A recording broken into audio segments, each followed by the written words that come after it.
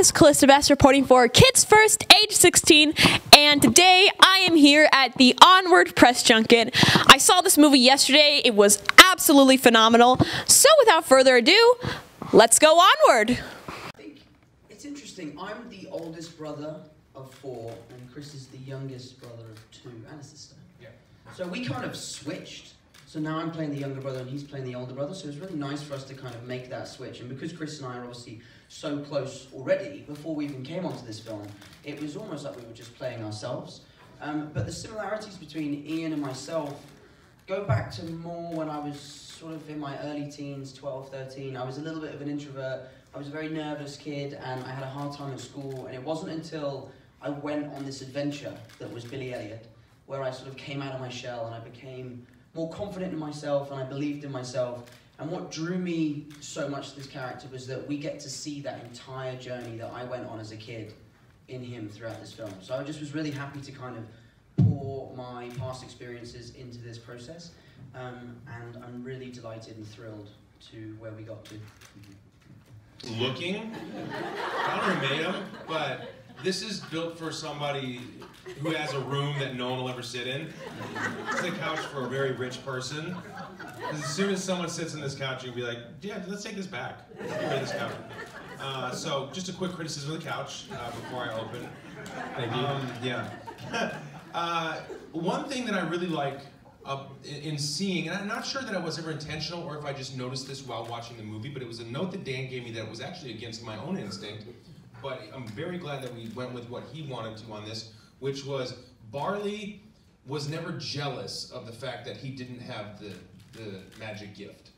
And I think that to me, I didn't realize until seeing the movie, was something very similar to my own relationship with my brother, in which I was the Ian. I was the younger brother. Have you guys seen the movie? Yes. Okay, great. So you know what I'm talking about. So I haven't. They They won't show me until the premiere. I'll spoil it. So now that you've seen the, I get so caught up in trying to explain what the movie is, so if you've seen the movie, this is going to be much easier for me to describe what I'm talking about. But I was Ian, and my brother was Barley. And my brother, for instance, always wanted to be an actor. He was an actor as he did plays. The first time I ever saw my mom cry was watching him do a play. He was a Boo Bear in the 1st grade, Christmas play, and I was like, wow, that's amazing. Being an actor is awesome. I want to be an actor. My brother did all of these assemblies in high school, so I followed his footsteps. I did all of these assemblies. Anyways, he went in the Army, he didn't become an actor, but I became an actor, and there was that moment where Barley realizes that Ian has the gift, and he comes in, and the line, my instinct, I was like, do you think Barley wishes that he had the magic gift? Because he's the one who loves magic. He wasn't able to do this, but his younger brother was. And I think this was really the heart of the film, is he loves his brother so much that he's just so proud of him, that he has this gift, that he's been given this gift. And when I saw that in the movie, how it was expressed, it really made me appreciate how my brother was with me, because my whole life, he's always and during my career, only ever been super encouraging and positive about what I've been able to do as an actor. And I think that's what makes this brotherhood and this relationship so special, and it's why grown men come up to me and say, wow, I really was moved, I really cried. This is like Field of Dreams or Radio Flyer to me. And the reason why is because it celebrates a love between a brother and between 2 brothers and that brotherhood. And that oftentimes is not something you see in movies. What you see is the older brother who doesn't let the younger brother hang out with him, who doesn't take him to school, says, get out of here, nerd, get out of here, twerp. It's like that contentious brotherhood. You see that all the time. It's kind of a caricature of what real relationships are with brothers, because the truth is, brothers love each other. And so I love that. I really like that, and I identify probably more with Ian in terms of my own relationship with my brother, but I really loved that moment. I'm glad that you stuck with that, because that's great. And your instincts ring through all the time. I'm always bullying directors into doing what I wanted to do, and I couldn't do that with him. And he just made me do exactly what he wanted all the time, and I'm just so glad. Your vision is all over this thing, and it's really, really good. It's very special. And like Bong Joon-ho said about that Martin Scorsese tweet, he said something like, Scorsese's definitely not going to hide. Creativity. The more personal you are, the more creative it is, or something. The more personal you are, the more original it is, or something like that. But this is so personal, and it's so creative, and it's so original because of you. My grandfather. I think much like the film, I would just want to hang out with him and probably ask him a ton of questions.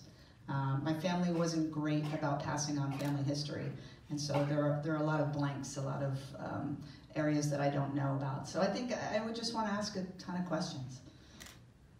I would probably see my dad. I feel like and then maybe take him to see the movie, and then he'd say, "No."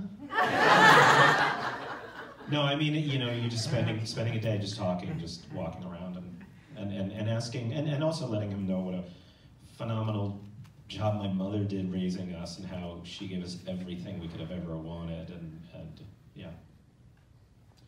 My granddad, Bob, he never actually met his dad. His dad passed away when he was 18 months, so I would bring back my great-grandfather, so my granddad would have the opportunity to meet his dad. So selfless. I would probably bring back my dad, who passed away just before Guardians of the Galaxy came out, and then I would show him Guardians of the Galaxy, and then if he didn't like it, I'd bring back like a known criminal and beat him up on like Instagram Live or something to become popular. Because if my dad didn't like Guardians, I'd be like, all right, you go back to heaven. Chris, any last comments on the couch before we wrap things up? No, I'm just kidding. I think this couch is lovely. I want a YouTube series now where you just review couches. So the problem with I'll tell you the problem with this couch, okay? No one, it's designed for like an NBA player. Like no one's femurs are as long as this. So if I want to sit with my legs touching the floor, my back's not touching the couch. My arms touching my I gotta do this. The proportions are stupid. It's like I have to be Kareem Abdul-Jabbar and sit at this couch comfortably. And I have to sit like this, and I'm mostly concerned because I know there's a bunch of cameras, a terrible angle. Shoot, I don't know who came up with this couch. Hopefully you're in this room and you feel shame. That's all. That's my only hope. So that was the Onward press junket. It was really cool to see Chris Pratt and Tom Holland in public.